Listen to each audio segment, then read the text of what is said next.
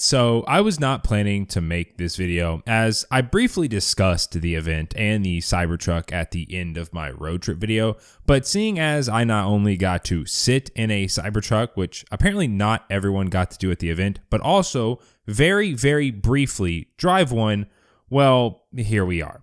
Of course, going to Austin for the delivery event was only possible because you all have been using my referral, which I'll have linked below if you're interested, so thank you. Now, I'm not going to let all this footage I have of the event just go to waste, so let's hop into an overview of my experience at Giga Texas and the event, then we'll discuss Cybertruck, my thoughts on Cybertruck, and finally, am I going to buy one? And my decision making might surprise you. So we ended up taking Tesla's recommendation and Ubering in, which actually ended up being a bad idea that I'll mention later. And we got there around 1:20. They ended up putting us in this big tent to like wait in line for our tickets and IDs to be checked. I didn't hear about this until later on, but apparently they oversold the event due to like capacity laws or something like that, and ended up turning away a lot of +1s toward the 2 p.m. mark. Nonetheless, though, we got through, and people that got tickets via the referrals received Cybertruck themed metal passes, which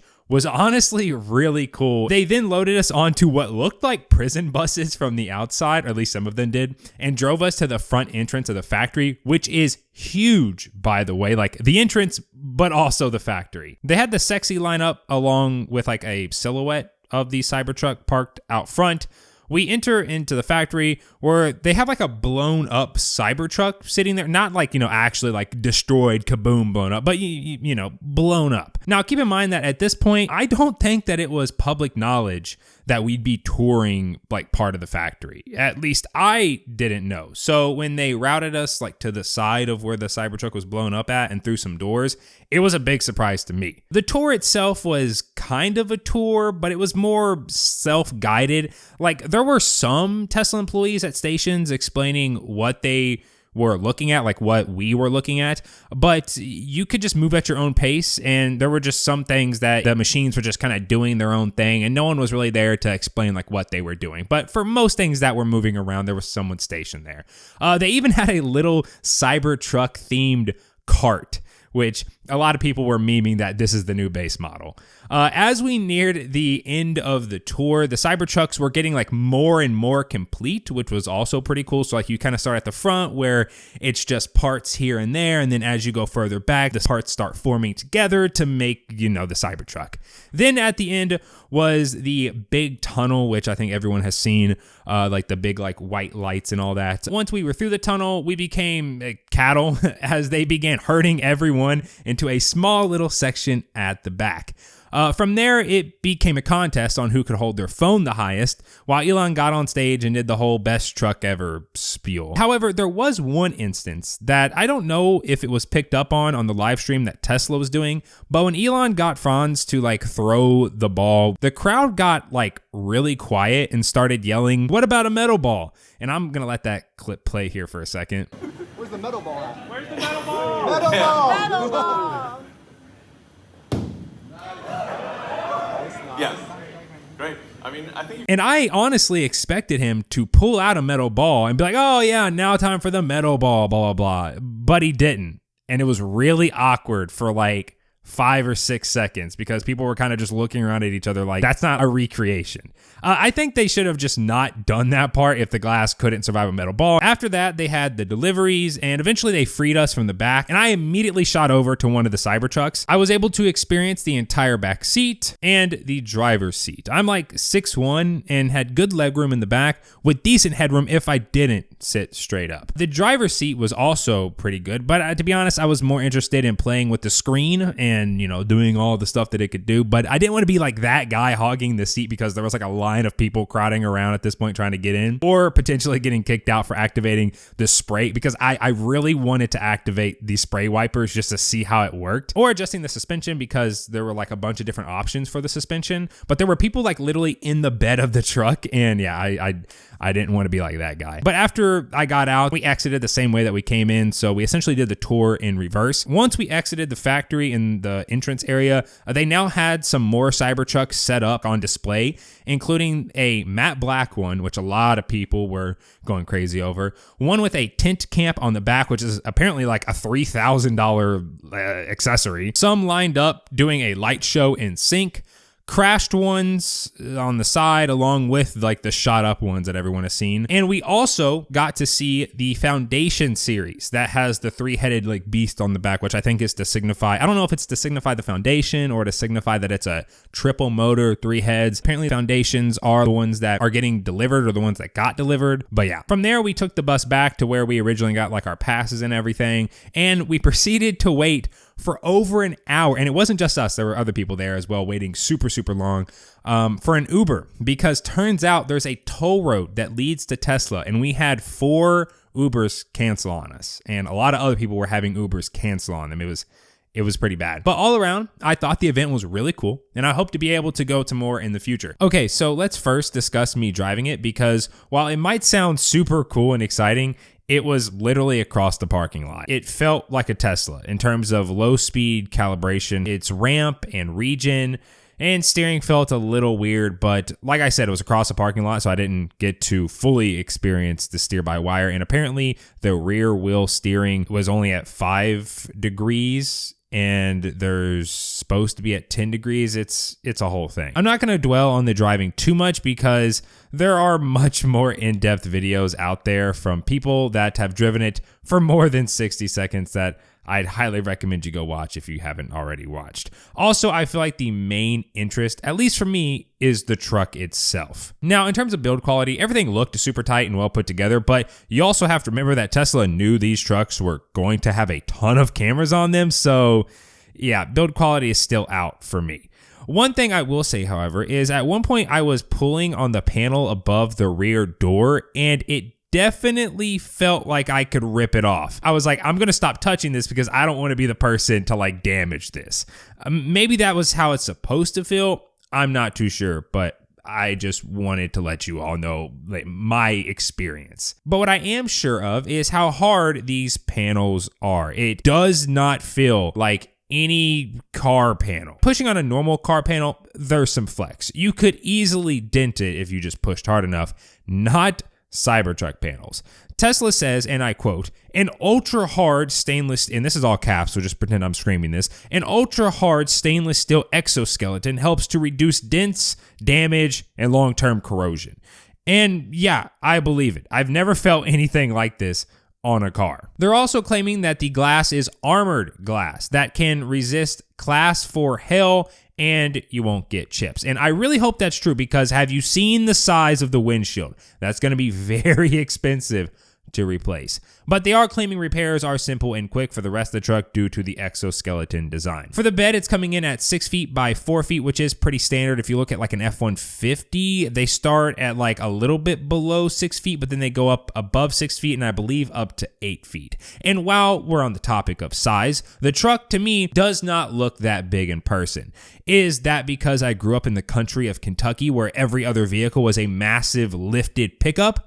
Probably. I do think overall, though, it's a good size. It looks big, but not like unwieldy big. The bed also has a sub-trunk that's decent size, though not big enough for a spare. In fact, if you want a spare, you're going to have to strap it down in the bed, which is definitely a bummer. What's not a bummer, though, is you get multiple 120 plugs along with a 240 in the bed. So you can charge other EVs. And for the first time in a Tesla, power sharing directly to your home with up to 11.5 kilowatts, which is great considering the cost of Powerwalls and the fact that Cybertruck supposedly has a 123 kilowatt hour pack. Also, can't forget that another first for Tesla with Cybertruck is the powered front trunk. Finally, now just added to the rest of your lineup, Tesla. The front trunk is kind of underwhelming to me. I was hoping that it would be a little bit bigger and kind of is just a weird shape. I'm not the biggest fan of it. I'm very indifferent about the overall design. I don't think it looks bad, but I also don't know if it looks good or just unique, and I like the uniqueness. Now, for the interior, and right off the bat, it feels like a Tesla. Super minimalistic. The back area is pretty big. I was in the middle with 2 grown adults on both sides and had great room.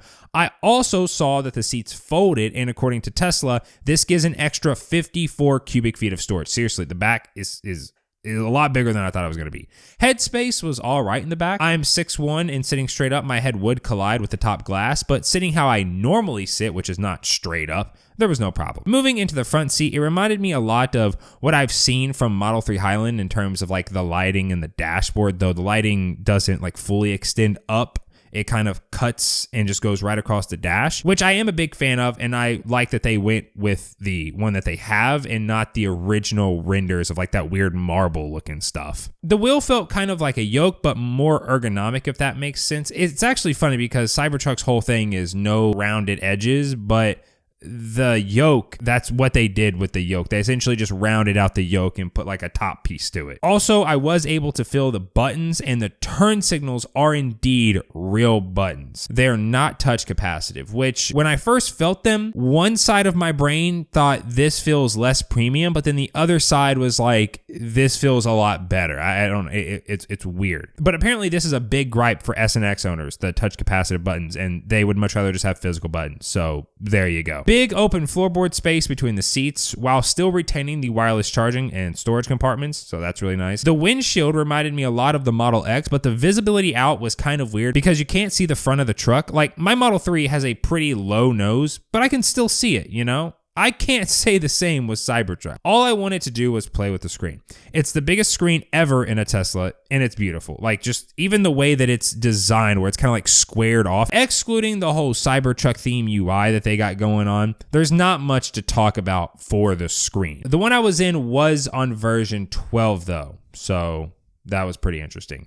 And last thing for the interior, the glove box is actually a drawer, which I thought was very, very cool. And I definitely prefer a drawer, especially if I can put like some organizers in there. Oh yes, please. I've never liked glove boxes because anything you put in there, anytime that you open it, they like slide around. And then of course you have other things like it being a 48 volt vehicle, an 800 volt pack, and potentially, though I don't think this has been confirmed, capable of 350 kilowatt supercharging. Now, my thoughts on specs are kind of bummed, but also in line with what I had expected. For the performance, this was the only thing I actually thought they'd deliver on from the initial unveiling, and they did. I have seen some people speculating on their whole bought this 911 from a dealer claim and beating a 911 while towing a 911 actually being on a 1/8 mile and not a 1/4 mile, or the fact that it wasn't a Turbo S. And it's a truck. I really think people just need to take a step back for a second and remember, this is a truck. 2.6 seconds to 60 on the Cyber Beast, but that is with rollout subtracted, so in reality it'll probably run like 2.8, 2.9, which is faster than a current gen Model 3 performance, and 4.1 on the dual motor, which is faster than a current gen long range 3. Towing capacity came in at 11,000 pounds, slightly under the original 14,000 pounds. As long as it wasn't like 6,000 or 7,000 pounds, I think we're good. Range for the top end spec fell below the original 500 miles to probably no one's surprise. You are able to get a range extender, which would take the dual motor up to almost 500 miles, but at an additional $16,000. And as far as we know, and this is my biggest gripe about this range extender, it has to be installed by a service center. You can't just like hot swap it. Apparently you have to go to a service center. It also takes up half your bed space. And finally, the price, which while it is much higher than Tesla originally told us, it's pretty much what I expected. And just like every other Tesla product that launches, it will come down over time. So, am I ordering one? Well, of course, but not because I need a truck. You all know I'm a performance sedan type of guy, right? I don't care about having a truck. I don't need a truck. However, what is the one thing that every Cybertruck sighting has in common? And the one thing that we know Cybertrucks do, they get people to pull their phones out, right? Take pictures, videos, gather crowds. It's unique. It's literally an advertising billboard on wheels. So yeah, I'm slapping my company's logo right on that stainless steel the first day I get it. Not to mention the content that can be made with it here on the YouTube channel, and I guess that's like something that I got to do now. However, if I was someone that was interested in the truck, but for more personal use, I'd definitely wait a few years for those prices to come down. I mean, look at what happened to the Plaids. They were like 140. Now you can get a S for like 90 grand. But those are my thoughts. It's a remarkable feat of engineering that, while not up my alley personally, I still think is really, really cool and will be a lot of fun to own for what I plan on doing with it.